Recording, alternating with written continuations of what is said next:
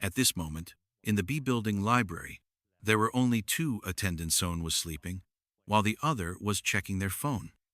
It was the beginning of the school year, and the library was very quiet, with only a few students coming in and out. When Von Mern reached the third floor, the female librarian, who had been on her phone, looked at her strangely. Von Mern felt a bit awkward, thinking the librarian was judging her for being late, and she could only give her a wry smile before bowing her head and heading up to the fourth floor. Von Mern knew that the librarian's look actually meant something different. Upon reaching the fourth floor, the wide corridor opened before her, with two red wooden doors. The doors were imposing, like two soldiers guarding the place. Von Mern listened carefully, but heard no sound from inside. As she pushed the doors open, they creaked loudly, slowly opening. Inside was very dark, with only a few dim lights creating a haunting atmosphere. Von Mern looked around and stepped inside, only to find the doors automatically closing behind her, blocking all light from outside. "Is anyone here? Is anyone here?" There was no answer. Despite the darkness around her, Von Mern could still make out the structure of the room. At first glance, the room seemed strange, like a palace. With the lack of light, she could only see part of the ceiling, and there was no breeze. The entire space felt like it was covered by darkness, and there was a feeling of pressure.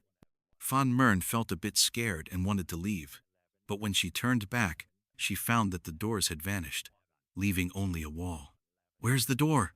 Why did it disappear?" Von Mern knocked on the wall, realizing it was solid, and only then did she truly believe that the door had disappeared. She shouted loudly, "Anyone! Help me! Help me, anyone! Help me!" Her voice only echoed back at her. At this moment, Von Mern felt a cold breeze run down her spine, as if something was lurking behind her. She quickly turned, her back pressed against the wall, cautiously scanning her surroundings. The place was still very dark, with only the sound of her quickening heartbeat and heavy breathing. Even though something was quietly creeping closer, it was hard to detect. To the right, a flickering light caught her attention, its wavering illumination making the room even more eerie. Under the dim light, Von Mern noticed a square object hanging on the wall, resembling a distant painting. Von Mern felt extremely hot, swallowed nervously, and slowly approached the object. As she got closer, she realized it was indeed a painting. The painting depicted a nobleman holding two young twin boys, about 5 or 6 years old, with curly blonde hair, blue eyes, and skin as white as jade. The boys were only wearing yellow underpants, with no shirts, smiling brightly, showing their clean, white teeth. At the bottom left of the painting, the names Kurt Lack and Kurt Lee were written in Latin letters, likely the names of the two boys in the painting. Room 411 was on the third floor of Building 4, near the leftmost side. When the first rays of sunlight pierced through the two rusty iron windows, Room 411 had been shrouded in darkness until the break of dawn. Fanny Mann slowly opened her eyes.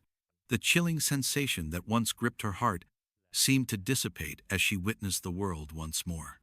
Gazing at the clean ceiling, Fanny still felt disoriented, thinking, could it be that this is still a dream? At that moment, an odd groan echoed from somewhere in the room, the sound reverberating as if it were attempting to break through the sky. At the end of the sound, it resembled a fish escaping from a net, full of joy. The first sound ended, followed by a second and third, each one louder and more intense, stirring Fanny's heart. Clearly, this was the sound emanating from a dream. Fanny Mann was confused. Just waking up from such a dream, she felt her body drained of all energy, as though it had been sucked dry, leaving her weak and exhausted. Still, she managed to push herself up. Her messy hair stuck to the mat like glue, as though it had been blown away by the wind for a long time and then laid back. It felt very uncomfortable. Her 3 roommates also found themselves in a similar state, soaked in sweat as though they had just experienced a rainstorm.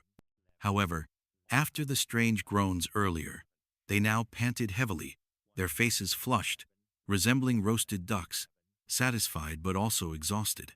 Were they also in the dream? Fanny Mann wondered as she checked on her 3 roommates. The more she looked, the more surprised she became. She was distracted by the loud chatter and laughter outside the window. Today was the first day of the new school year. Freshmen woke up early, filling every corner of the school, chatting and laughing. Each person, like a child wrapped in a bag for years, could finally dress in all kinds of bright outfits and show off in this school. Fanny Mann looked out the window, her eyes lighting up like clouds clearing, a gentle smile of contentment appearing on her face. She felt at ease. Her three roommates gradually woke up, their faces still flushed. Hannah Snow even seemed a bit embarrassed, as though still immersed in what had happened. "Are you all awake?" Fanny Mann turned to the small living room of the dormitory, sitting down on the sofa and asking, "Did you all dream?" Her three roommates were startled by her question. "How did you know we dreamed last night?" Brittany Banks asked, clutching her hands nervously and looking up. She noticed that both Hannah Snow and Victoria Nguyen nodded, adding to the confusion. "Was it a nightmare?" "Number." Her three roommates shook their heads, looking at Fanny Mann with strange eyes. "It wasn't a nightmare?" Fanny Mann asked in surprise. "What did you all dream about?" The three roommates looked at each other as if they knew what the others were thinking. Their faces suddenly turned bright red. Victoria Nguyen, recalling the dream from the night before, furrowed her brows and muttered, "Boring," before heading into the bathroom. Brittany Banks hesitated for a long time but couldn't speak up. Finally, it was Hannah Snow, who was a bit bolder, blushing and softly saying, "Last night, I dreamt a spring dream." As soon as she said that, Hannah Snow regretted it, even though they were all girls. She still felt incredibly embarrassed. "Is it a spring dream?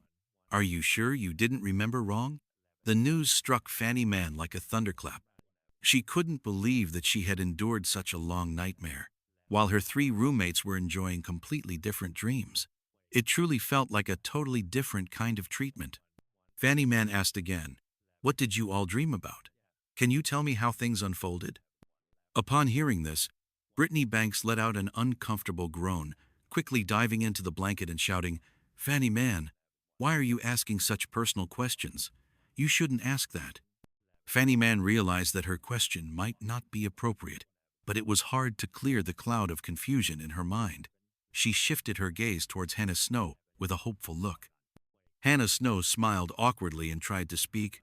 "I can only say a little, but I dreamt of becoming the emperor's favorite concubine in ancient times, being cherished by him." "What? You also dreamt of the emperor?" Fanny Mann looked at the blanket. "How interesting." "Well, it's the same." Fanny Mann wasn't too surprised, but she thought for a moment before suddenly remembering. "Oh no, today is the first day of the new school year. I forgot. This is not good. I'm definitely going to be late." Hannah Snow and Brittany Banks looked at each other, both exclaiming in unison, quickly jumping out of bed and rushing to the bathroom. As they left, Fanny Mann suddenly thought about the more serious issues. What classes do I have today? Where is the classroom? Where are my books? As Fanny Mann worried, she realized that even as an art student, she wasn't familiar with the routine here. Her roommates all studied drama, while she was the only one studying fine arts. At that moment, she thought of one person, Philip Hunter. Feeling confused, Fanny Mann opened her phone and accessed Baidu's search to try and find some information. When she entered the Academy's forum, the first page was filled with photos and information about Philip Hunter. Philip Hunter, 23 years old, was a rising genius painter of the 21st century. His works had attracted the attention of many celebrities in exhibitions in England and auctions in the United States. However, he suddenly moved to the Vuitton Academy to become a renowned art teacher and had received numerous interviews from the media. "This handsome mentor is also a genius painter?" Fanny Mann whispered. "Philip Hunter, someone with a beautiful appearance and extraordinary talent. It's no wonder that he has caused a stir in the Academy's forum. Over 100,000 students are watching. It's unimaginable. So interesting." The more Fanny Mann delved into the information, the more captivated she became. Then a headline about Philip Hunter caught her attention, making her mind feel like it was struck by lightning. The content read, "Mod. On the 3rd of September, with bad weather, cries and wails from the ghosts, The first enemy appeared, in parentheses, Fanny Man, not only attracting Philip Hunter's attention but also taking his phone number, truly unforgivable. The comments quickly flooded like a tidal wave. Kill, kill, kill. Mod. The person is currently in room 411. Everyone grab weapons and follow me. The comments immediately fell silent, as if vanishing into smoke. Seeing this, Fanny Man thought, Philip Hunter is really dangerous. It's best to keep a 10-meter distance. Although Fanny Man had told herself to keep a 10-meter distance from Philip Hunter, she couldn't deny the silly thoughts in her mind. A successful man like Philip Hunter was the embodiment of the Prince Charming that many girls dream of. Even though she was an exception, the young girl couldn't help but long to be swept away by the current of this emotional river. Thinking about Philip Hunter's success, Fanny Man couldn't help but feel that her own dreams were laughable. She blamed herself for being an ordinary person, studying at this school surrounded by the beautiful girls in the drama department, making her feel even more insignificant. She had nothing to compare with the other girls when it came to attracting a man like him. Fanny Man opened her phone for a moment, then immediately closed the photo of Philip Hunter wearing sunglasses, standing next to a stylish silver sports car. When she was about to turn off the phone, she suddenly remembered that she had Philip Hunter's phone number saved by the mentor himself. Although calling Philip Hunter the next day might seem a bit rushed, she had no other choice if she wanted to know her schedule for the day. The class schedule wasn't fixed like high school. Most classes required students to change rooms after 2 periods. The worst part was that she had left in a hurry the day before and forgotten to check the class group, probably missing the class meeting last night. At this point, Fanny Man didn't hesitate anymore and called Philip Hunter's number. Hello, mentor. This is Fanny Man. I left in a hurry yesterday and forgot to check in the class group. I don't know what classes we have today. Could you please let me know? There was a long silence on the other end of the line, and then a calm voice spoke. 10:23 a.m. Fanny Man looked at her watch and immediately blushed. She lowered her head and murmured, "Oh," instantly understanding why Philip Hunter had said that. What did the number mean? It implied she was lazy, that she had overslept, and it clearly expressed his disdain. Fanny Man closed her eyes, preparing herself to endure the verbal assault from the other party. But the unexpected happened. It wasn't what she had imagined. The voice on the other end remained indifferent. 4th floor, library, building B. After saying that, the call ended. The library in building B of the school was located next to the Rengong Lake, backed by a mountain, offering a breathtaking view. It was an ideal place for sightseeing.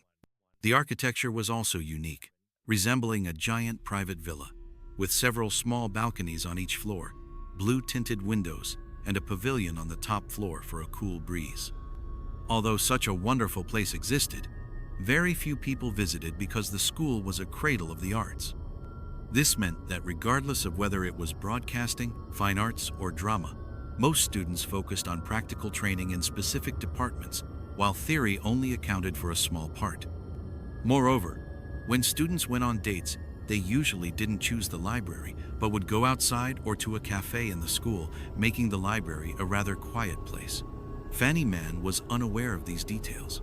At this moment, in the B building library, there were only 2 attendants. Someone was sleeping, while the other was checking their phone. It was the beginning of the school year, and the library was very quiet, with only a few students coming in and out.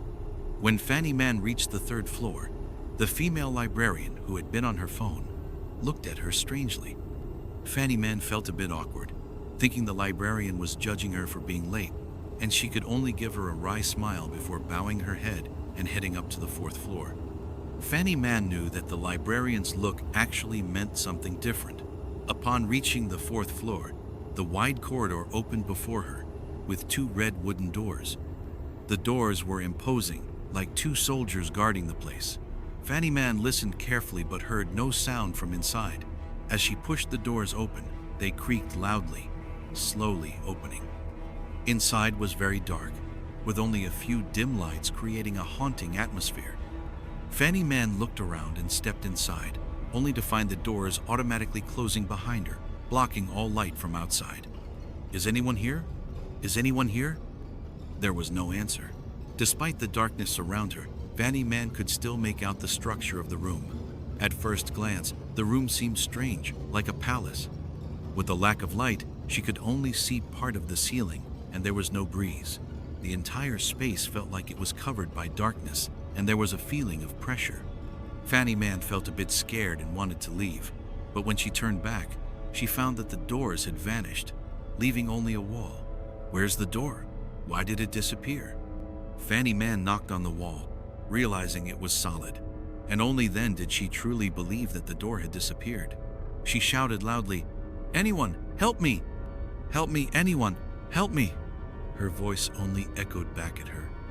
At this moment, Fanny Man felt a cold breeze run down her spine, as if something was lurking behind her. She quickly turned, her back pressed against the wall, cautiously scanning her surroundings. The place was still very dark, with only the sound of her quickening heartbeat and heavy breathing. Even though something was quietly creeping closer, it was hard to detect. To the right, a flickering light caught her attention, its wavering illumination making the room even more eerie. Under the dim light, Fanny Man noticed a square object hanging on the wall, resembling a distant painting. Fanny Man felt extremely hot, swallowed nervously, and slowly approached the object. As she got closer, she realized it was indeed a painting. The painting depicted a nobleman holding two young twin boys, about 5 or 6 years old, with curly blonde hair, blue eyes, and skin as white as jade. The boys were only wearing yellow underpants, with no shirts, smiling brightly, showing their clean white teeth. At the bottom left of the painting, the names Kurt Lack and Kurt Lee were written in Latin letters, likely the names of the two boys in the painting.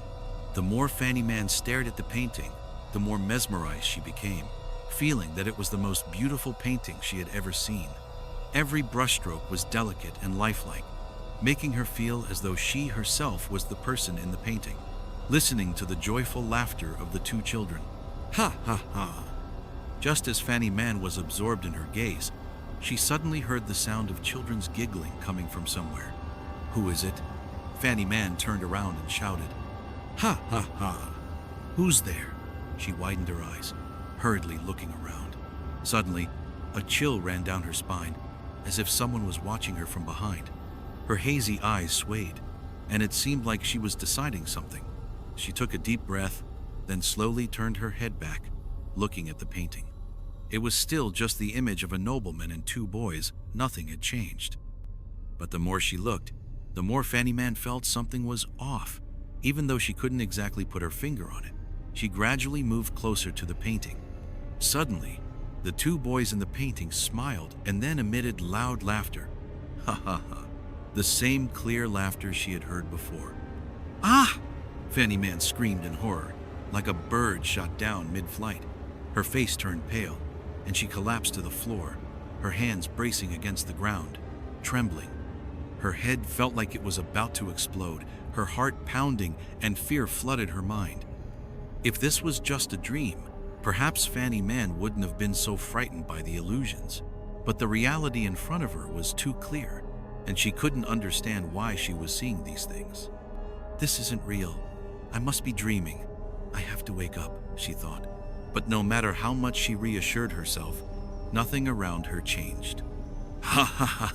The laughter sounded again, but this time it wasn't coming from the painting in front of her, but from the left side. The sound was even stronger and clearer than before, sending chills down her spine.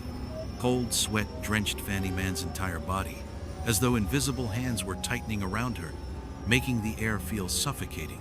Every breath she took became more laborious, as if, in just one more second, she would faint from lack of oxygen. Fanny Man's eyes glazed over as she stared ahead, the beads of sweat from her forehead falling onto her eyelashes. She didn't dare move, didn't dare turn her head in any other direction. She feared that if she saw something else, especially in this dark place with no light, things would only get worse. If something unexpected happened at this moment, she would be completely powerless. She thought of the worst thing that could happen, being frightened to death. It would be the most horrific death, even worse than being hanged. The nightmares from the previous night still made her shiver, and her resistance had now dissipated. The only thing left in her was a silent curse aimed at Philip Hunter, the bastard who had deceived her. This was not a regular classroom, but a nightmare, a place for demons. "Teacher, I know you're here. Please stop tormenting me," Fanny Man begged, but all that answered her was the childish laughter. This time, each time the laughter rang out, it seemed to be choked by someone, turning from ha ha ha into ha ha ha, the rhythm perfectly in sync with her heartbeat, incredibly eerie. Fanny Man felt as if she were lying in a hospital bed, and the laughter was the sound of the oxygen tube. If someone pulled out the tube, she would immediately suffocate and sink into darkness, devoid of life. Fanny Man didn't know how much time had passed, but she felt something was touching her arm. At that moment, she was very tired, her eyes feeling as though they were glued shut. Though she wanted to open them, she lazily turned over, her head resting on something firm beside her, making her feel incredibly comfortable, as though it was the pillow she had prepared for herself. This was probably the best sleep she'd had in the past 2 days, so much so that she even drooled. Philip Hunter, dressed in a neatly tailored black suit, with a cold expression, bent down and looked at Fanny Man, who was fast asleep. From the drool at the corner of her mouth to his own polished black shoes, his face showed contempt at the sight of her lazy appearance. He didn't kick her awake, but slowly bent his knees and squatted down, softly speaking. "Fanny Man, is it comfortable to sleep here? We're not in the dormitory. How can you sleep so soundly?" It's fine here," Fanny Man mumbled sleepily. By habit, she reached out and petted Philip Hunter's shoes as though they were her own pillow. "Ice," Philip Hunter sighed, his faint fragrance drifting toward Fanny Man, entering her nostrils. Fanny Man reluctantly opened her hazy eyes, and in front of her was a face both unfamiliar and familiar. She felt a slight fear the moment she saw it, but there was no immediate, overwhelming reaction. Instead, her angry face slowly sat up. She remembered she had turned right to head to the library. Fanny Man frowned, feeling a bit angry. She asked, "Why did you trick me into coming to the B Building library? There's clearly no class here." Philip Hunter stood up straight in front of Fanny Man, his face showing no emotion, calm and composed. He looked at his watch and indifferently said, "It's 12:23. Fanny Man snorted. "I'm not asking for the time, Mr. Hunter. I'm asking why you tricked a student like me." Philip Hunter furrowed his brow and answered calmly, "You really found a great place to sleep." Fanny Man found it both funny and frustrating. He continued, "Mr. Hunter? Calling me that sounds too old and boring. Only a name as arrogant as Philip Hunter suits me." He paused for a moment, his eyelashes slightly lowering. "You say I tricked you? No, I never said this was where the class was. Moreover, all the new students had a meeting in the auditorium this morning, but you arrived late. If you had shown up in the middle of the meeting, the student president would have scolded you in front of 1,000 students. You must have heard about it, right? I see you don't like to stand out, so I won't say more. I'm just helping you. You should thank me." Fanny Man was stunned, listening to Philip Hunter's words. The anger she had built up over time seemed to dissipate completely. Her eyes widened, and she looked at him innocently. "Then why did you leave me here? Wouldn't it be better in the dorm?" Philip Hunter looked around the room, then pointed to the paintings on the wall. "Some of these paintings are works by famous artists, while some are my own. This is a wonderful place to appreciate art. I want you to experience these things more. Don't stay up too late." "But do you know that this place is rumored to be haunted?" Fanny Man stepped up to a painting of a nobleman, with 2 twin boys, pointing at the painting, saying, "This painting has a ghost." Upon hearing this, Philip Hunter's eyes lit up with interest, and he blinked his long lashes. "Could it be that you're a genius?" Before Fanny Man could understand what was happening, Philip Hunter placed his hand on her shoulder. A light fragrance wafted from him, making her feel calm and drowsy. Philip Hunter's eyes suddenly brightened, and he gave a light smile. His cold gaze turned warm as he looked at Fanny Man with admiration. "It seems that you truly have a gift. You can sense the meaning of this painting." Fanny Man shrugged his hand off, avoiding the touch, and sighed. She felt very tired. She continued, pointing at the painting with frustration. This painting. The two boys, named Kurt Lack and Kurt Lee, came out and laughed. Ha ha ha, they scared me. Did you hear that? Don't ignore me. Now it was Philip Hunter's turn to be surprised. He looked at Fanny Mann in astonishment. In his eyes, there was both admiration and a hint of doubt. Fanny Mann blushed under his gaze, quickly lowering her head and mumbling an explanation. The two little boys really did come out. They even talked to me. You can't look at me like that. I'm not crazy. Maybe. Philip Hunter furrowed his brows, then took the painting off the wall, sitting down next to a granite pillar. He stared at the painting in his hands, closed his eyes, and leaned his head against the wall, lost in thought. Fanny Mann didn't know what was going on, but she felt that, at this moment, Philip Hunter had become incredibly captivating. His black hair was glossy and smooth, his fair face with sharp, cold features, especially his high, straight nose, so beautiful that it was unimaginable. She noticed his hands strong yet delicate, like the hands of an artist who had refined his craft over time, but his muscular physique made her think of a strong warrior with broad and solid shoulders, creating an absolute sense of security. Who exactly was he? A rich young man? A painting genius? Or a mysterious teacher? Fanny Mann shook her head, feeling that there was still a huge gap between her and Philip Hunter, making it impossible to fully understand who he truly was. Fanny Mann's gaze slowly shifted from Philip Hunter's face to his shiny black shoes, still stained with her drool. She suddenly felt embarrassed, pursing her lips and furrowing her brows. It was so awkward, she almost wanted to dig a hole and crawl into it. Fanny Mann blurted out in embarrassment. Can I clean your shoes for you, sir? Philip Hunter raised an eyebrow, his tone cold. You plan to clean them with your hands? Doesn't it gross you out? Think about it. At this moment, Philip Hunter opened his eyes, speaking with an icy tone. Do you want to take these shoes back to the dorm and wash them? Don't worry, no one will notice. You might even have to go barefoot for lunch. His cold and proud eyes focused on Fanny Mann as he added. Fanny Mann now understood why Philip Hunter had such a reputation as a handsome young master. His words were truly obnoxious, each one making others feel insulted. Fanny Mann didn't know how many enemies he had, but he must have survived so far only thanks to his good looks. Fanny Mann sighed. This is where you live, right? Philip Hunter seemed surprised. Yeah. Fanny Mann. Then use a cloth to clean them. Why treat me like a servant? Philip Hunter chuckled but didn't respond. Fanny Mann, are you going to take off your shoes yourself, or should I do it for you, Mr. Hunter? Please call me Philip Hunter. He corrected her and extended his foot with drool on it toward Fanny Mann, frowning.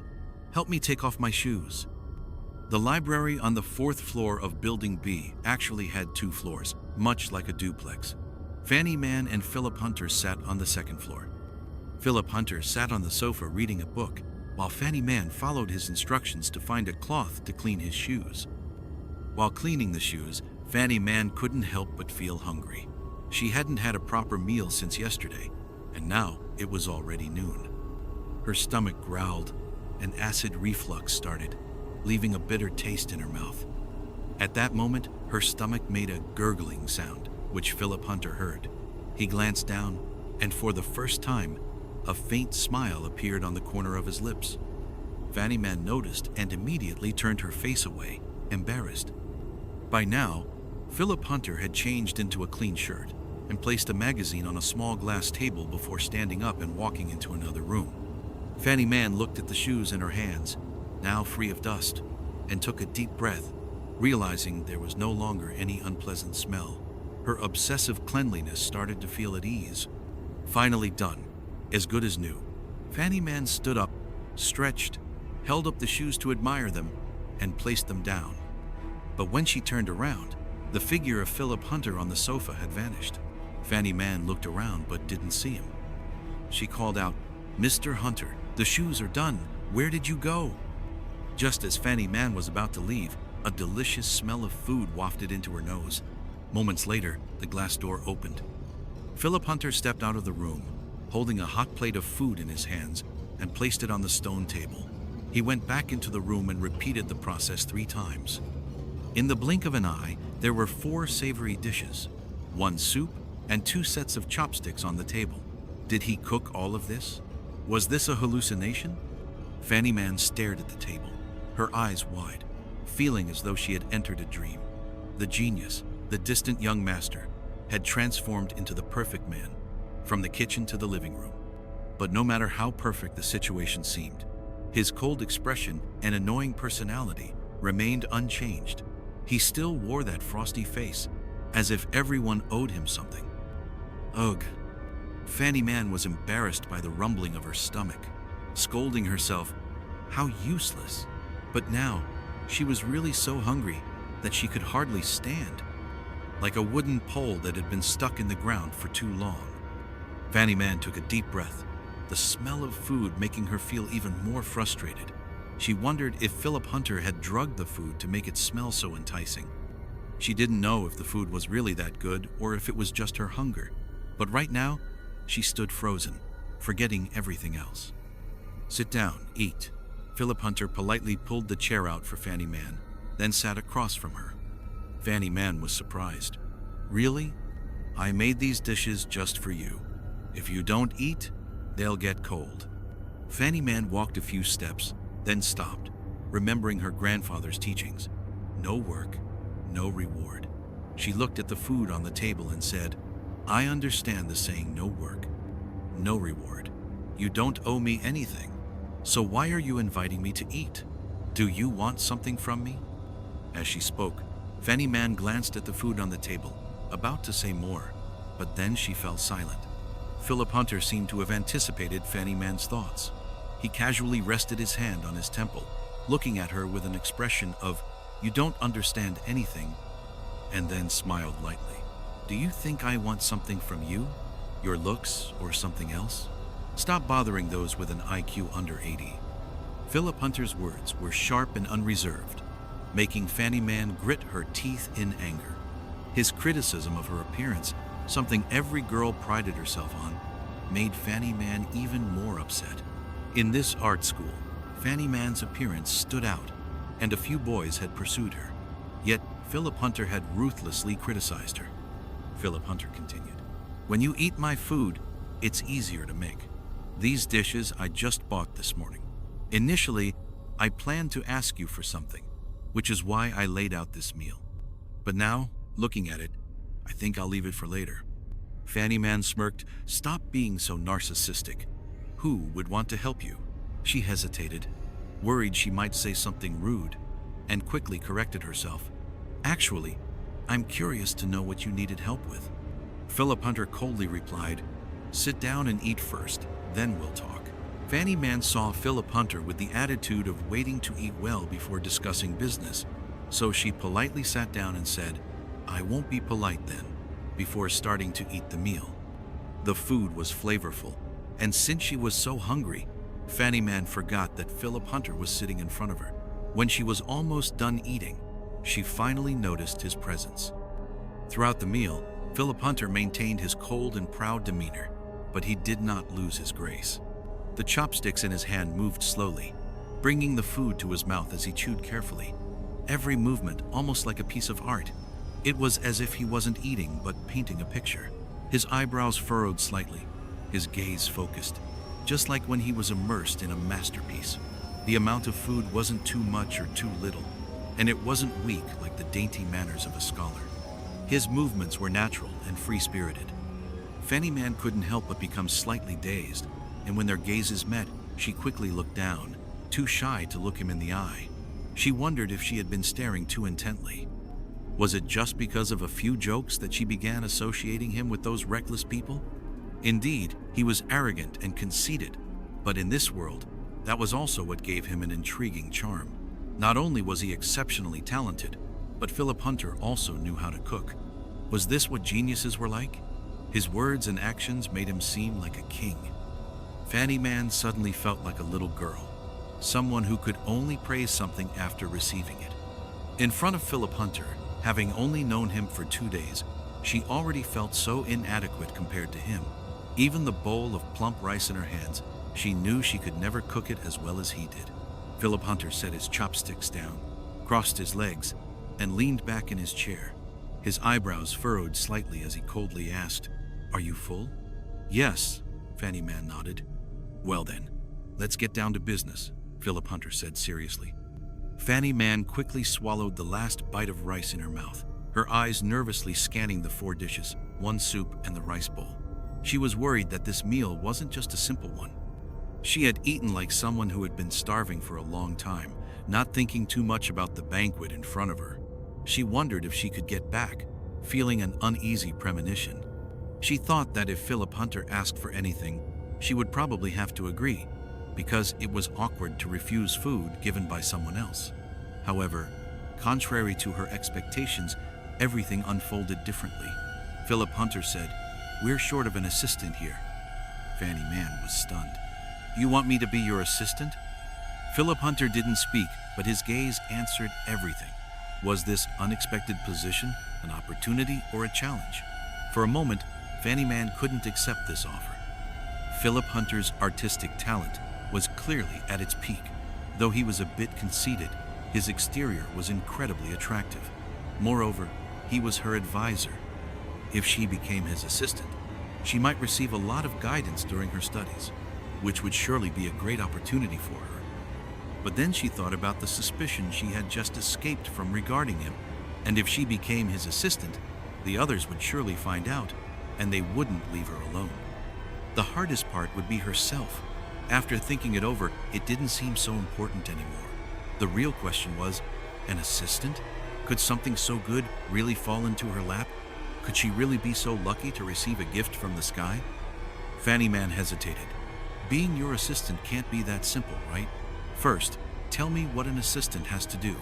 Philip Hunter said, "The most important thing for my assistant is to have an eye for discovering unique beauty.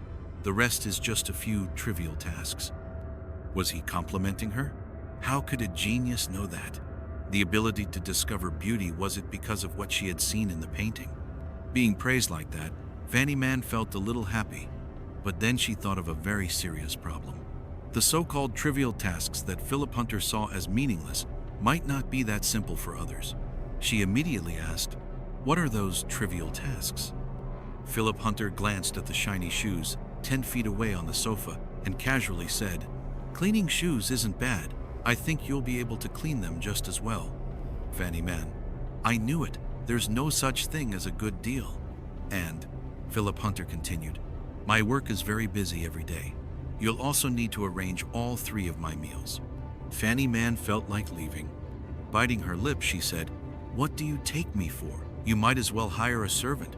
Cleaning shoes, cooking meals, doing everything. You might even want me to babysit." Philip Hunter, "I don't have children."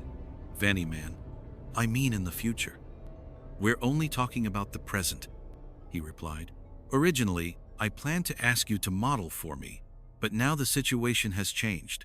I'll make you my assistant, and it won't affect my aesthetics." Fanny Man was stunned. She hadn't expected that Philip Hunter had considered asking her to model. Although she wasn't an extremely beautiful girl, she didn't think she would be involved in modeling. She curiously asked, "This school is full of beauties. There are more models than I can count. Why did you pick me? We've only met for 2 days." "Philip Hunter, you have timeless beauty." Fanny Man immediately felt her face heating up. Her dreamy eyes quickly avoided his sharp gaze, and she turned her face away, saying, "Even if I'm beautiful, I can't endure doing all of this. Besides, I'm still a student and have to study for my major." Philip Hunter, "I'll help you apply for exemptions from all non-major courses. I think you don't like those boring subjects. As for the meals, I don't require you to cook them. You can buy them from outside. If they're not good, I'll give you a bank card. And as my assistant, you'll receive double the market salary every month." His words truly made Fanny Man waver. A job like that was so good, if the other students found out, they would definitely fight over it. But Fanny Man knew that there was nothing good about this. She could become Philip Hunter's snack, and he could be her seasoning. While the art school was indeed a place to learn skills, it was also 3 years of relaxation and enjoyment. Though Fanny Man didn't like crowded and noisy places, being with her roommates, joking around, and sometimes going out Those moments were very joyful. She could meet someone she liked. But if she had to lock herself up here every day, her youth would quickly pass in work. Fanny Man. Still, I don't want it. Philip Hunter raised an eyebrow and said, Don't you want to know why you saw those things today? Fanny Man was surprised. You're talking about the painting, right? Fanny Man was surprised. You're talking about that painting? Philip Hunter replied with a slight, Although it's hard to say if our thoughts are the same, there's a way to verify it. Would you like to try? Yes, I want to try. Fanny Man responded firmly this time, because the strange things she had encountered and dreamed of in the past few days seemed to be related to each other. If she didn't clarify the cause, it would become a knot in her heart forever. Moreover, she was still in room 411. This wasn't just about 1 or 2 days, but 3 years. If she continued to dream strange and incomprehensible things every night, even the strongest person would eventually break down. Philip Hunter walked over to the tea table, took a folder and a pen out of his black briefcase and handed them to Fanny Man. This is the contract. All the terms are clearly written. If it looks good, sign it. Fanny Man took it and read carefully. The contract clearly stated that during normal working hours, if required, she would help Philip Hunter handle some documents, attend some auctions, exhibitions, and international parties with him. These tasks seemed acceptable to her. Additionally, Philip Hunter even added a few points, including small tasks like cleaning the house. His favorite foods and hobbies were also written there. What surprised Fanny Man the most was that Philip Hunter's biggest hobby was shopping. He even specifically noted, "When shopping with me, don't complain about being tired, as it will affect my aesthetic sense." It was easy to imagine that Philip Hunter spent a lot of time shopping. The contract was only a few hundred words, but Fanny Man found the content very interesting, almost like reading a funny story. She chuckled lightly, teasingly saying, "I didn't expect a cold, talented teacher like Philip Hunter to be obsessed with shopping all day. But too bad, he's a man, haha." "Stop talking nonsense," Philip Hunter flicked her forehead, speaking indifferently. "Sign it." After signing the contract, Philip Hunter took Fanny Man to a very beautiful room. Fanny Man stopped in her tracks as she entered, feeling like she had stepped into a magical fairy tale castle. The room was designed specifically for a beautiful princess. It was very clean, with no dust, and the floor was as glossy as if it had been waxed, clear like the surface of a lake. It had an American style, with a crown-shaped bed, round pillars, and soft silk bedding that blended harmoniously with the room, giving a feeling as if one were floating on a vast ocean. Seeing such a beautiful room, Fanny Man's heart raced with desire. Who could design such a simple yet elegant bedroom, if not Philip Hunter?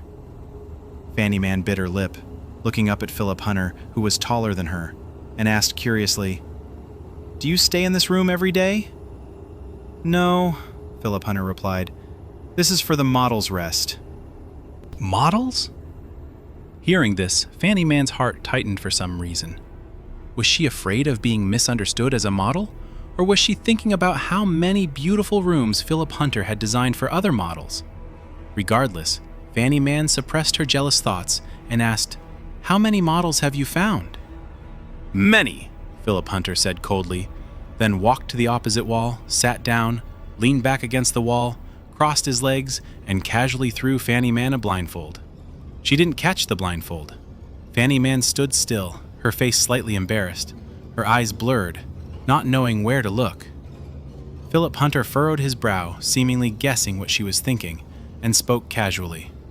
"I've only designed one room like this." Hearing that, Fanny Man felt a surge of energy and immediately brightened up. "You've only designed this room like this? For me?" Excited, she asked, "Are you serious?" But when she saw Philip Hunter's cold expression, Fanny Man realized she had lost composure. She rubbed her cheek and smiled awkwardly. "Philip Hunter, pick up the blindfold, lie down on the bed, and don't wear it yet." "Okay," Fanny Man replied carelessly, but inside she felt a little happy. She realized that Philip Hunter didn't need to explain so much, but he did, and it made her feel important. Fanny Man knew that this was the mindset of a little girl. Since meeting Philip Hunter, her lonely shell had been gradually peeled away, and she had become a girl who felt jealous and asked questions. Was this his charm? The bed was very soft, and lying on it felt like floating on a lake. Her body felt as if it were being cherished, and all the tension melted away. Philip Hunter raised an eyebrow, glancing at Fanny Man, who was ready, then leaned back against the wall and closed his eyes. Philip Hunter said, "I'll tell you a story. It's a long one, maybe 1 or 2 hours. While listening, don't try to think about how the story is going to unfold. Just let it develop naturally. Or, you can think about it. Just treat me like an old man rambling beside you. If you find it interesting, listen. If not, just lie still." Though Fanny Man wasn't sure how Philip Hunter's story related to the mystery in her heart, she felt there was nothing to worry about. She could lie on the bed and listen to a story. What could be better? "Okay," Fanny Man answered. As Philip Hunter was about to start the story, he suddenly opened his eyes and said, "Turn off the lights." He walked over to the side, and with a click, the lights went from bright to dim, leaving only a faint light seeping through the curtains. After turning off the lights, Philip Hunter returned to his spot, leaned against the wall, and said, "Now you can put the blindfold on, and I'll begin the story." Fanny Man took the blindfold, put it on, and asked, "Nothing will happen when the lights are off, right?" A sigh echoed. Philip Hunter began telling the story with great detail, every word and action described, as vividly as in a movie. At that moment, it seemed like the shiny exterior had been removed, and he sat in a corner, wearing a gray robe, like what he had said. A grizzled old man, just chatting. The story was very interesting, about an event that took place in an ancient kingdom. The main character was Princess Elisa, who was greatly loved in this kingdom. She was kind-hearted, had the style of a queen, and was highly regarded by everyone around her, including 7 princes and the royal officials, all of whom admired the little princess. Elisa had a special eating habit. Every time night fell, her consciousness would immediately be taken over, making her feel extremely sleepy. She often had breakfast very early, as she felt very full by that time. Recently, several incidents had occurred in the palace. 3 princes had been poisoned, one by one. Who could harm these princes in such a well-guarded palace? Was it a maid, a guest, or someone else?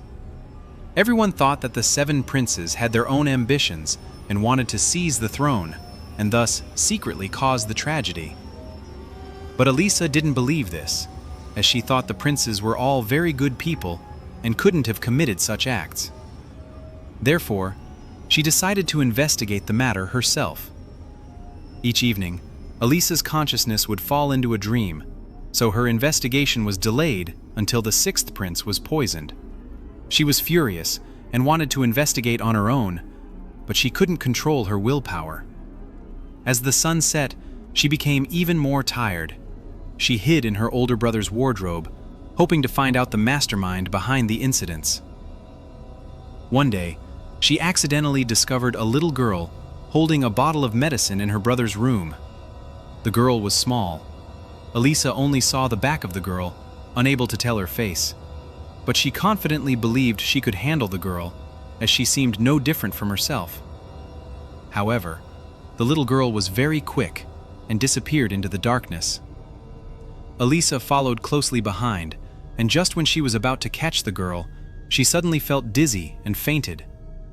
When she woke up, she found herself in a beggar's den, surrounded by very dirty beggars.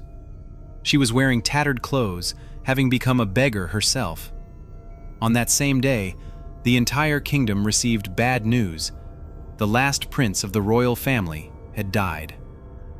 The story then continued to describe Princess Elisa's difficult life in the small town. She was tortured and even hunted multiple times. She wanted to return to the royal castle, but was driven away by the soldiers. She felt heartbroken, unsure of what to do, as she was just a beggar. Soon after, news came from the capital. that the 26th king had passed away, Alyssa's grandfather. But there was another piece of news. The 27th king was about to ascend the throne. With the 7 princes dead, who would inherit the throne? She felt very confused. On the 7th day after the current king's death, the new king's coronation ceremony took place. The new king would stand on the city tower, receiving the homage of the people. Alyssa wanted to go and see for herself. But unexpectedly, the new king was a girl who looked just like her. She looked up, then looked down. Suddenly, she shouted, "Catch her! She's the one who killed the 7 princes and the king!" Immediately, countless black clouds rushed toward Alyssa. When she woke up, Alyssa was lying on a golden bed. She had become the queen of this kingdom. As her eyes slowly adjusted to the light, an image suddenly overwhelmed her. Philip Hunter's thin lips were pressed against hers, greedily, as though he wanted to devour her. She suddenly realized what was touching her, but before she could react, her head was pushed back. Opening her eyes, the one pressed against her was Philip Hunter, with his fair skin, long eyelashes, and straight nose. This moment was incredibly disgusting. His face twisted with greed, like a starving wolf. Ugh! A loud noise from his head interrupted Philip Hunter's actions slightly. He sat back down next to Fanny Mann, touched the blood stain on the floor, then raised his hand to his face, grinning grotesquely at her. "So interesting! I like little wolves like you. They have such flavor." Fanny Mann looked at him in horror, her eyes blurry, muttering, "Philip Hunter, are you crazy?" Philip Hunter replied absent-mindedly, Yes, when I first saw you, you were like a raw gem, untouched, natural, pure, with a little impurity from the outside world, but it was discovered. Those eyes are so captivating, with an indescribable charm, like the most beautiful girl I've ever seen." "Enough!" Fanny Mann shouted, not wanting to hear more. Although she liked hearing compliments, every word from him now made her feel disgusted. From Philip Hunter's gaze, she could clearly see the greed hiding malice, like an arrogant young lady, a rich kid drunk on wine. Could they have a good outcome? It was just a novelty. Once it was no longer new, it would be discarded like trash, and she would gradually fall into a pit, becoming as dirty as possible.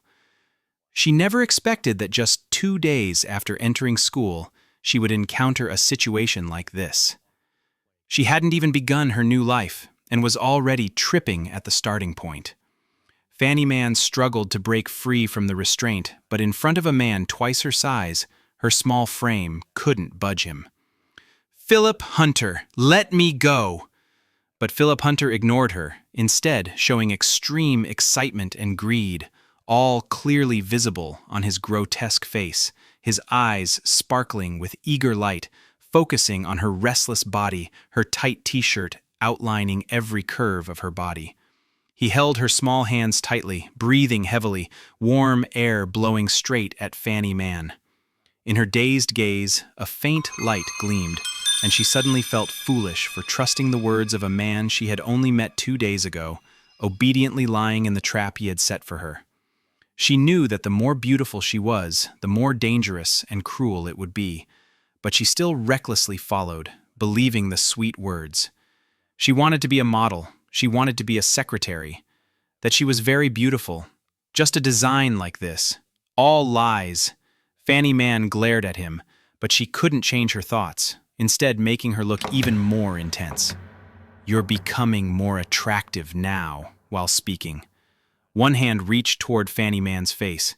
"This is illegal. Think carefully, or it will ruin your bright future." Fanny Mann tried to use the law to stop him, but Philip Hunter laughed maniacally, as if her words were just a joke. "You really are so naive." Philip Hunter slowly moved closer to Fanny Mann's right cheek. The scent filled the air, making her so frightened that she didn't dare to move. You came into my world, and now you say I've taken advantage of you? Have you forgotten that in this school, even though I'm called a teacher, to you I'm just a class manager and also a rich young man, a playboy? Do you really think this is an ordinary school, earning a few thousand yuan a month? Ridiculous! The girls in this school are all nothing, but you're much better than those heavily made-up girls outside. What the rich young men here like is this. They come here just for the hunt. A fine young man like me, what girl wouldn't like him? They won't hesitate. So don't dream that your naive thoughts can say such laughable things. Think carefully. The thief is crying thief. You're ruining not just my life, but your own life too. Go away, don't touch me, you hypocrite. Philip Hunter, I hate you. Crying. I love this the most. Fanny Man sobbed, letting tears roll down her cheeks. Everything seemed to shatter, her eyes blankly staring at the chandelier on the ceiling. Enough! Suddenly, a powerful, deep voice echoed, like a bomb going off. Amidst the thick glass, the sound echoed in Fanny Man's head like thunder, drowning out everything else. In an instant, it felt like the circuit was cut, and everything around her went dark, as if a hand suddenly covered her eyes. Was the power out?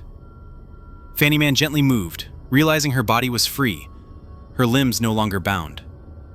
She fumbled around in the empty space, not touching anything. Where was Philip Hunter? Fanny Man raised her hand to her face, realizing there was still something on her eyes. She opened it to find it was a mask. What had happened?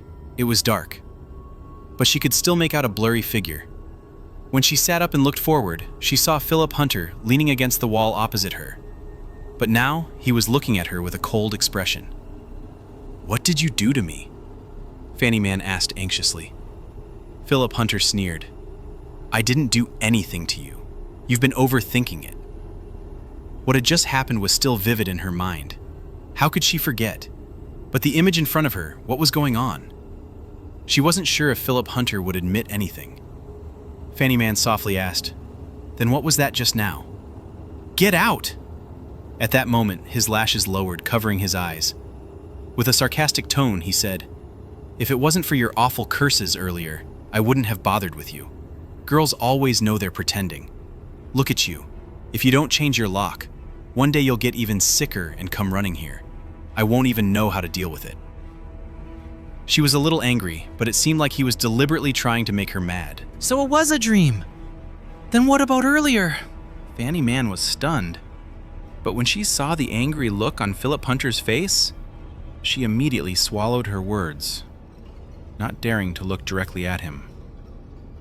He was still the arrogant young man, not caring about anyone.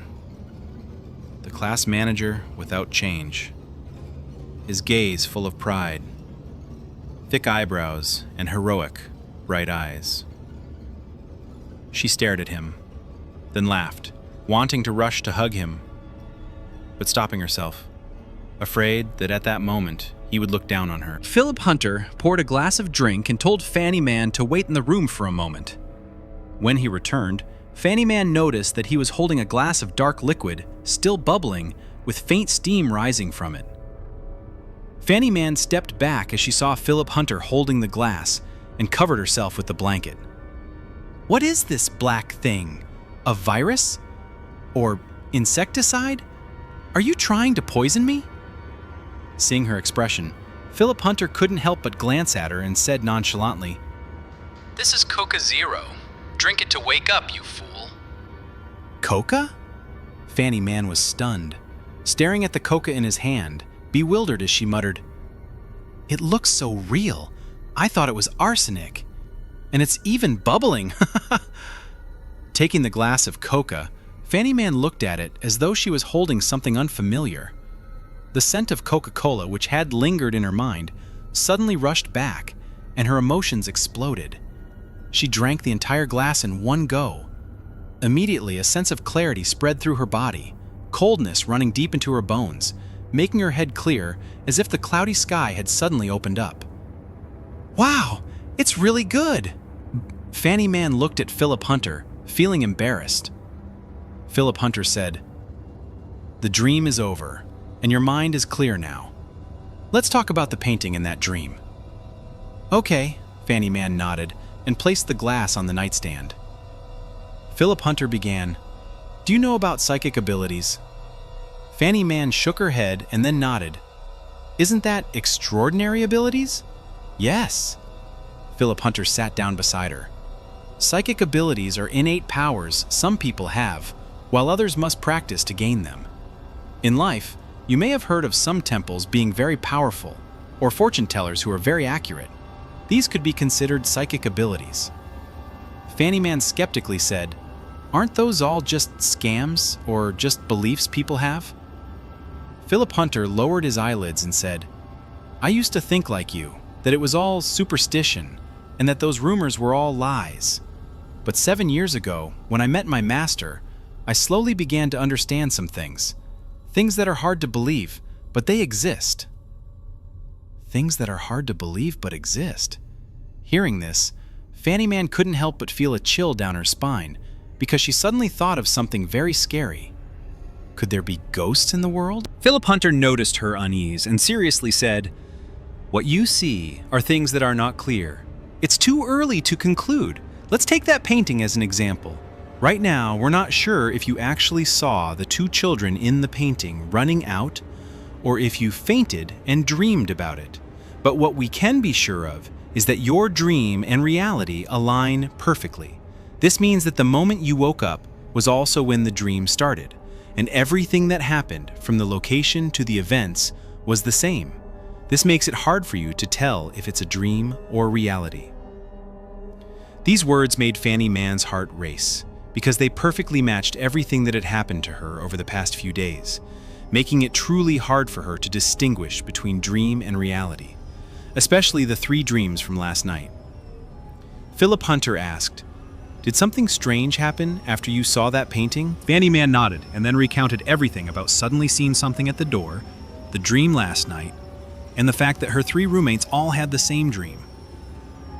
Philip Hunter listened thoughtfully for a long time, and Fanny Man didn't dare interrupt, silently watching him. It felt like something dangerous was approaching.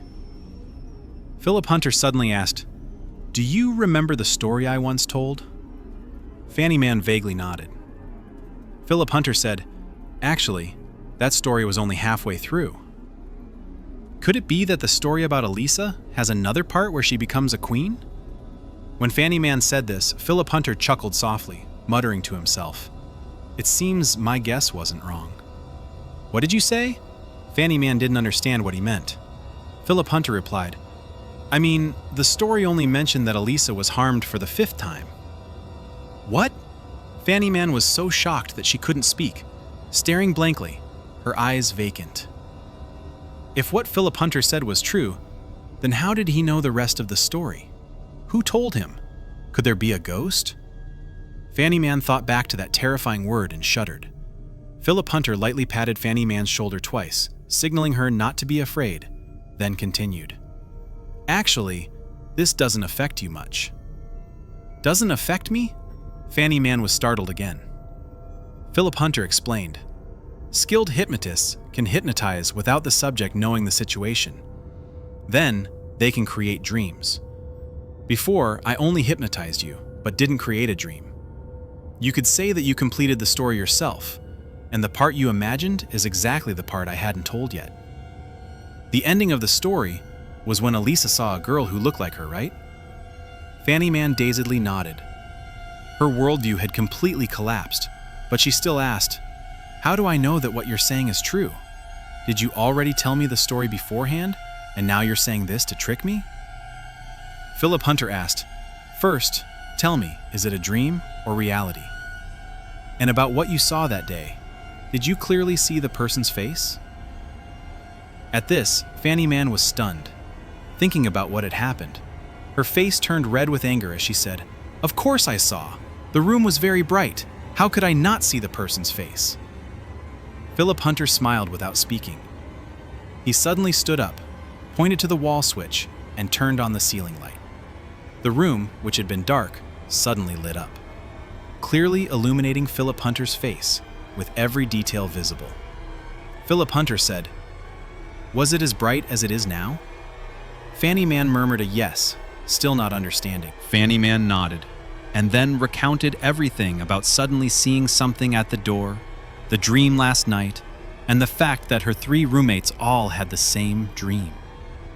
Philip Hunter listened thoughtfully for a long time, and Fanny Man didn't dare interrupt, silently watching him. It felt like something dangerous was approaching.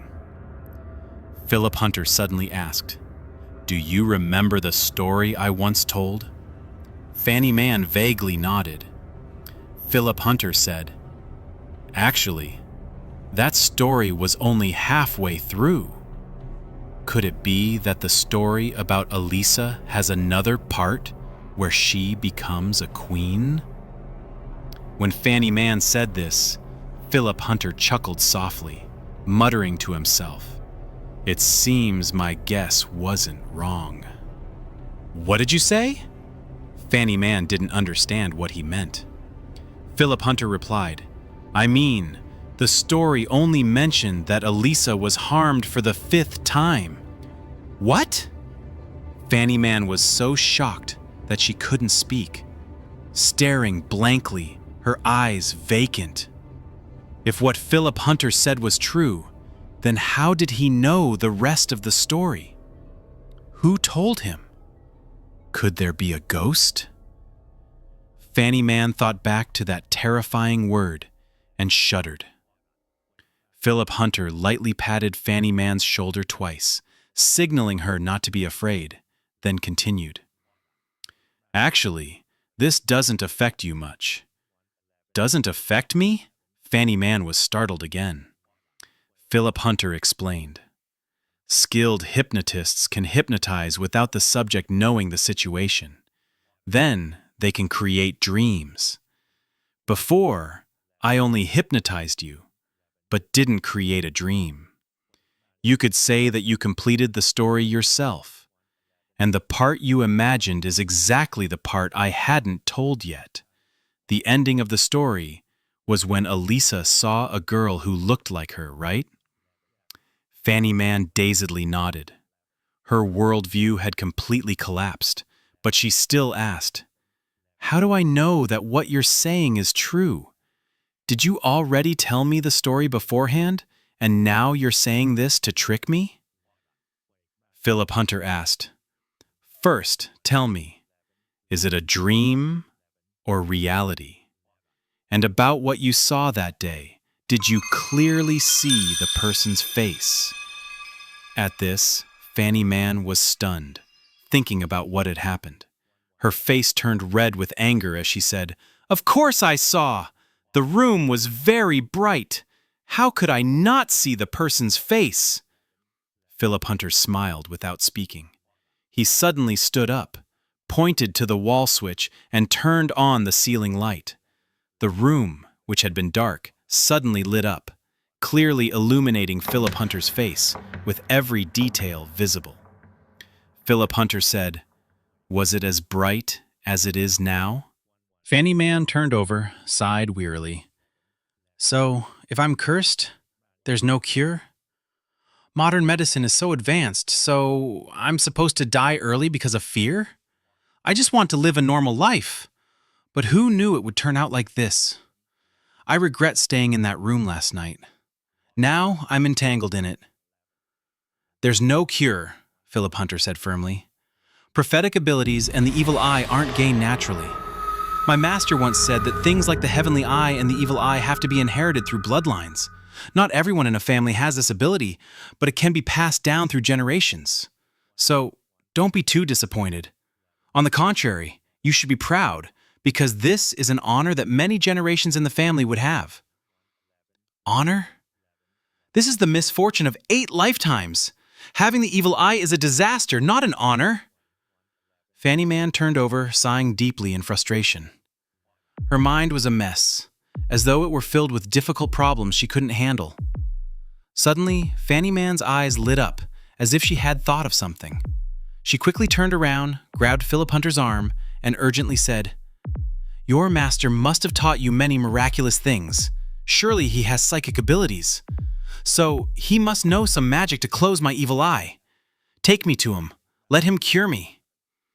Now she didn't believe in modern medicine anymore. Philip Hunter looked at his arm being tightly held by Fanny Mann, then casually said, "My master passed away a long time ago." So, she looked at the person across from her, a sudden wave of fear rising in her heart. Could this person also be a ghost? Yes, he was my master, not a ghost. Philip Hunter spoke of his master with respect, and the coldness on his face softened a little, replaced by a deep sense of nostalgia. Fanny Mann grew more curious about Philip Hunter's identity. He was a genius in painting, had the appearance of a rich young master, but believed in many mysterious things and had a mysterious master. The title of master was rare in modern times. Only fortune tellers, nuns, or little monks in temples used it. Could it be that Philip Hunter was a monk? They say monks today live very comfortably, with shaved heads in the temple, but outside they wear suits, drive sports cars, buy mansions, and their work seems poor, but they live like wealthy businessmen. Fanny Mann glanced at Philip Hunter with a puzzled look, looking at his hair, unable to resist the curiosity rising in her. She reached out to check if his hair was a wig. "What's wrong?" Philip Hunter asked coldly. As he spoke, he swatted her hand away, then raised his hand high as if teaching her, looking her straight in the eye, his gaze carrying a clear message. Fanny Mann immediately felt embarrassed, her eyes darting around, not knowing how to express her current feelings. But in the end, she decided to speak honestly. "When you mentioned your master earlier, I thought you were a monk from some temple. That's why I was curious to see if you were wearing a wig." "Don't look at me like that, I'm really scared now." Fanny Mann thought Philip Hunter would scold her again. But to her surprise, he just said, "Nonsense," then lightly patted her shoulder as he had done before and said, "You still don't understand the current situation." "I get it now, but I'm still scared," Fanny Mann said innocently. Finally, Philip Hunter sighed helplessly, placed his hands on her shoulders, and said, "Your dream, the things you predicted, prove that they are definitely going to happen. And about room 411, I've heard a little. What happened in your dream and reality is almost the same. Hanging, suicide, palace dramas from ancient times, all will repeat." Hearing this, Fanny Mann was stunned, her hands and feet trembling, and fear immediately overwhelmed her body. He asked with a hollow expression, "Is there any way to stop this from happening?" "Yes." "What is it?" Fanny Mann's eyes immediately brightened with hope. "It's this," Philip Hunter said seriously. "You have prophetic abilities, and you also have the evil eye. The evil eye not only allows you to see ghosts, but also to see supernatural phenomena and find ways to solve them." A very strange feeling hit her. Fanny Mann lowered her head and thought for a long time, then stammered, "Teacher, can I still change rooms? That room—" "Nonsense!" Philip Hunter immediately cut off Fanny Mann's fanciful thoughts and said seriously, "Do you want to see your 3 roommates die? Their lives are in your hands right now.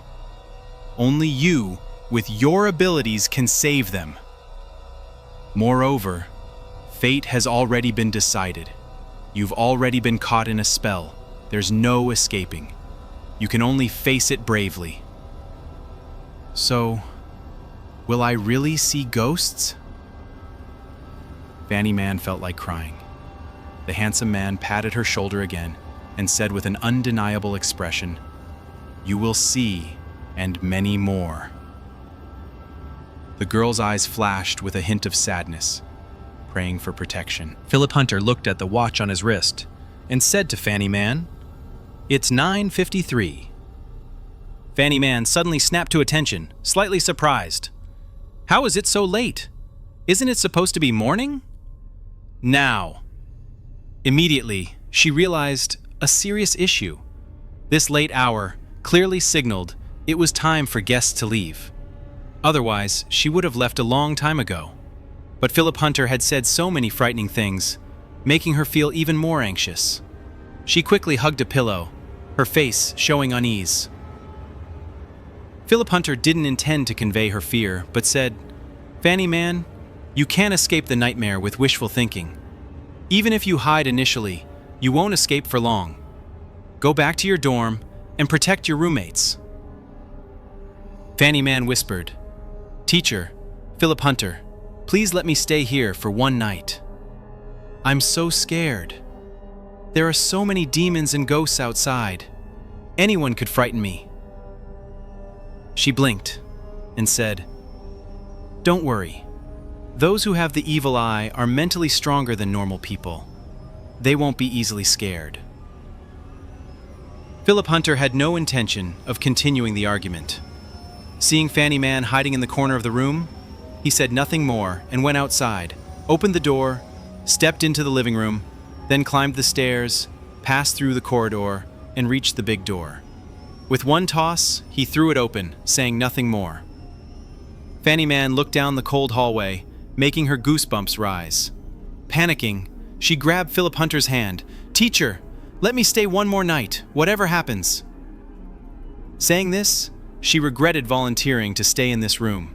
Philip Hunter mocked her with a snort. Hearing this, Fanny Man felt embarrassed, lowered her head, and looked away. Eventually, she had no choice but to release his hand and leave the place she felt safe. "Tomorrow, if you're still alive, don't forget to bring breakfast." After saying this, the door slammed shut, leaving behind a shining bank card.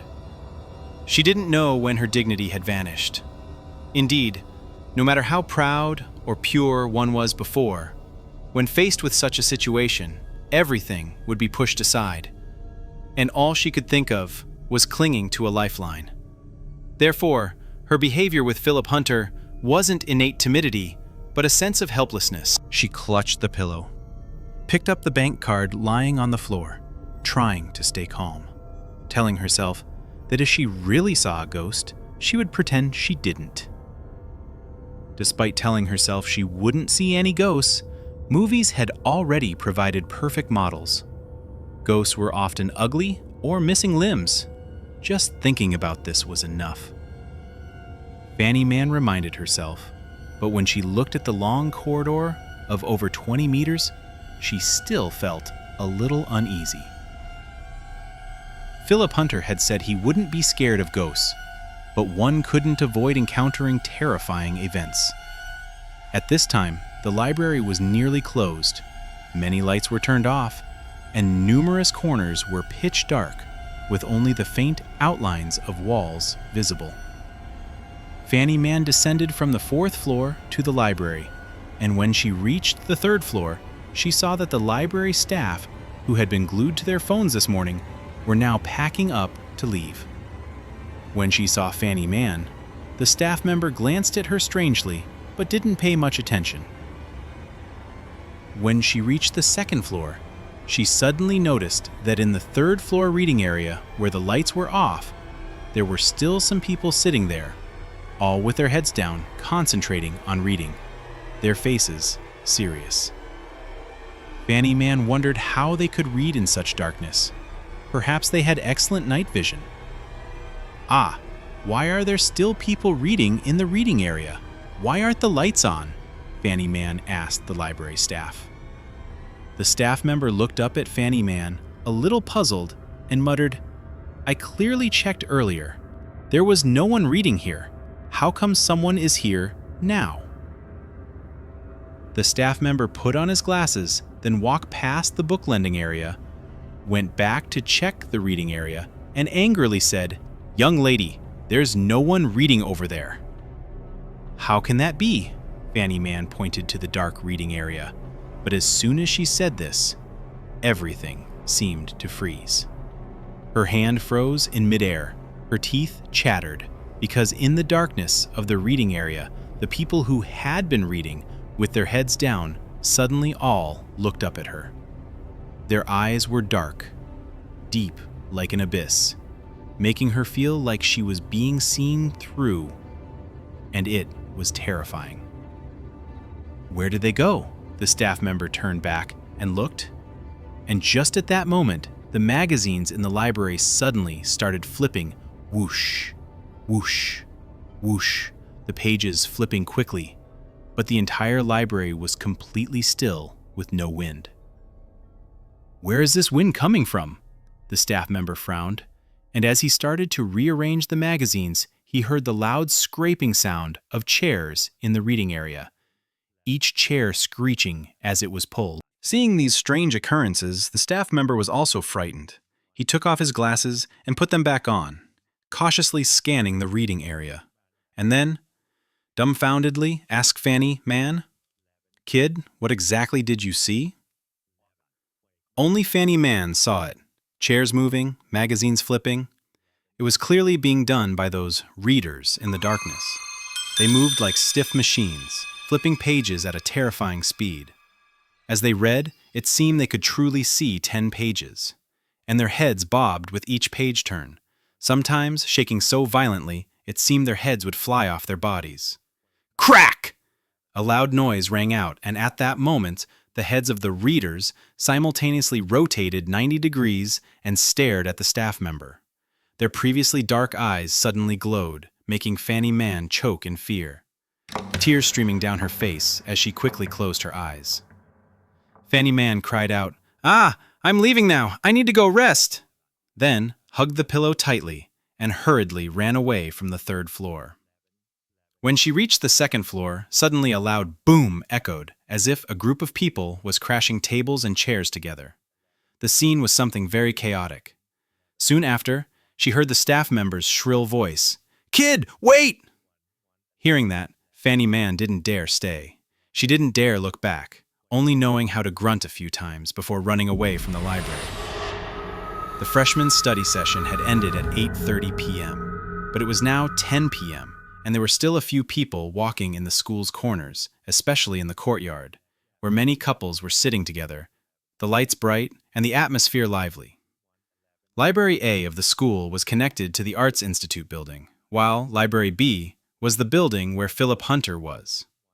Like many other buildings on campus, this one was backed by a mountain. But this building had a very special pond with real mountains and water, unlike the style of villa construction. The pond was surrounded by trees, flowers, stones, and streetlights year-round. Compared to the roads and buildings, the pond was lower, resembling a green pit with stone steps leading down to the water to view the pond. Talking about going to see the pond, it was mainly couples looking for a quiet spot for privacy.